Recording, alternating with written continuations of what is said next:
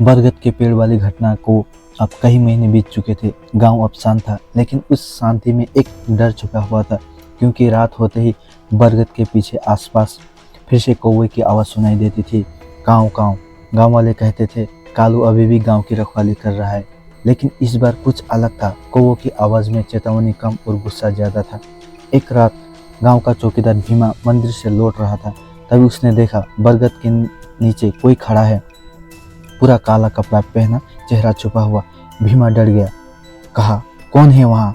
कोई जवाब नहीं आया। अचानक ऊपर बैठे सारे कौवे साथ साथ जोर जोर से चिल्लाने लगे। हवा अचानक ठंडी हो गई और तभी वह काली परछाई धीरे धीरे कुएं की तरफ बढ़ने लगा। भीमा हिम्मत करते हुए उसके पीछे गया, लेकिन जैसे ही वह कुएं के पास पहुंचा, उसके पैरों तले जमीन खिसक गई। कुएं के अंदर से किसी की रोने की आवाज़ आ रही थी, बहुत धीमी, बहुत डरावनी, बचाओ बचाओ। भीमा के हाथ पैर कांपने लगे। उसने नीचे झांका, उसकी चीखें निकल गई। कुएं के अंदर रघुवीर का चेहरा दिखाई दे रहा था, आंखों पूरी सफ़ेद, चेहरा मिट्टी और खून से भरा हुआ, और सबसे डरावनी बात, वह मुस्कुरा रहा था। भीमा डर के मारे पीछे गिर पड़ा। उसी समय सैकड़ों कौवे अचानक कुएं के ऊपर मंडराने लगे, जैसे वो किसी चीज़ को बाहर आने से रोक रहा हो। अगली सुबह भीमा गायब था। पूरा गांव उसको ढूंढने लगा, लेकिन उसका कोई पता नहीं चला। सिर्फ कुएं के पास उसकी लालटेन मिली, जिस पर कौवों के पंजों के निशान थे। गांव में डर का माहौल हो गया। लोगों ने रात से बाहर निकलना बंद कर दिया, लेकिन असली डर तो अभी शुरू हुआ था। उस रात गांव के सरपंच के घर के बाहर अचानक कौवा का झुंड जमा हो गया। वे लगातार खिड़की पर चोंच मार रहे थे। सरपंच गुस्से से बाहर निकला, भागो यहाँ से, लेकिन तभी एक कौवा उड़कर सीधे उसके कंधे पर बैठ गया। उसकी आंखें लाल थी, उसके पैरों में बंधा था एक छोटा सा कपड़े का टुकड़ा। सरपंच ने कांपते हुए कपड़ा खोला, अंदर लिखा था, कुआं मत खोलना। सरपंच के चेहरे का रंग उड़ गया, क्योंकि यह लिखावट बिल्कुल रघुवीर की थी। उसी समय गांव की बिजली चली गई। पूरा गांव अंधेरे में डूब गया, और फिर कुएं की दिशा में से एक जोर से आवाज आई, धम, जैसे कुएं का ढक्कन अंदर से तोड़ा गया हो। पूरा गांव डर के मारे घरों से बाहर निकल आया। दूर बरगद के पास हजारों कौवे आसपास में गोल गोल मंडरा रहे थे, और उनके बीच एक काली आकृति खड़ी थी। इंस्पेक्टर अमर सिंह भी वहां पहुंच गया। उसने टॉर्च जलाई। जो उसने देखा, उसके होश उड़ गए।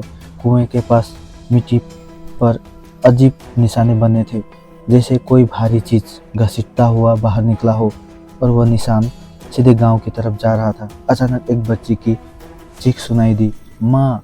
सब लोग आवाज की तरफ भागे, लेकिन वहां पहुंचकर देखा बच्ची अकेली खड़ी थी, कांप रही थी। उसने डरते हुए उंगली की पीछे की तरफ कर दी। वो आदमी सबसे पीछे देखा। दूर देखा तो रघुवीर खड़ा था, भीगा हुआ, टूटी गर्दन और आंखें पूरी सफेद। वह धीरे धीरे गांव की तरफ बढ़ रहा था, और पीछे सैकड़ों कौवे जमीन पर बैठे उसे घूर रहे थे, जैसे उसी समय का इंतजार कर रहे। इंस्पेक्टर ने बंदूक निकाली, रुको, लेकिन रघुवीर नहीं रुका। वह हंसने लगा धीरे धीरे, फिर जोर से, तुम लोगों ने सोचा होगा मैं मर गया। उसकी आवाज़ इंसानी नहीं लग रही थी। अचानक हवा में बदबू फैलने लगी, आसमान काला पड़ गया, और तभी बरगद के सबसे ऊपर बैठे एक बड़े कौवे ने जोर से आवाज़ निकाली, काँव। पूरा झुंड एक साथ रघुवीर पर टूट पड़ा। हजारों कौवे उसके शरीर को नोचने लगे। रघुवीर दर्द से चिल्लाने लगा। वह भागने लगा, लेकिन कौवे उसे नहीं छोड़ रहे थे। और तभी सभी ने देखा, कौवों के बीच एक बड़ा काला कौवा उड़ रहा था, बाकियों से अलग, तेज आंखें, और फिर सीने पर एक सफ़ेद निशान। गांव वाले फुसफुसा रहे थे, वो कालू है। वह सीधा रघुवीर के सामने आकर मंडराने लगा। रघुवीर पहली बार डर गया। नहीं, तू मर चुका है, कालू ने जोर से काँव कहा, और अचानक सारे कौवे रघुवीर को धक्के देते हुए वापस उसी पुराने कुएं की तरफ। इस बार कुएं के अंदर से इतनी भयानक चीखें आई कि पूरा गांव की रूह कांप गई। फिर अचानक सब शांत हो गया, हवा रुक गई और कौवे भी शांत हो गए, और धीरे धीरे कालू आसमान की तरफ उड़ने लगा। पूरा झुंड उसके पीछे उड़ के पड़ा। कुछ ही सेकंड में वे बादलों के बीच गायब हो गए। उसी रात के बाद गांव में फिर कभी कोई घटना नहीं हुई, लेकिन आज भी बरसात की अंधेरी रात में जब बिजली चमकती है तो कुछ लोग दावा करते हैं उन्होंने बरगद के ऊपर एक बड़ा काला कौवा बैठा देखा है और चुपचाप गांव को देखा जैसे आज भी वह अपनी ड्यूटी निभा रहा हो। यह वीडियो पूरी तरह काल्पनिक है। आपको कैसा लगा प्लीज़ कमेंट्स करके बताइएगा।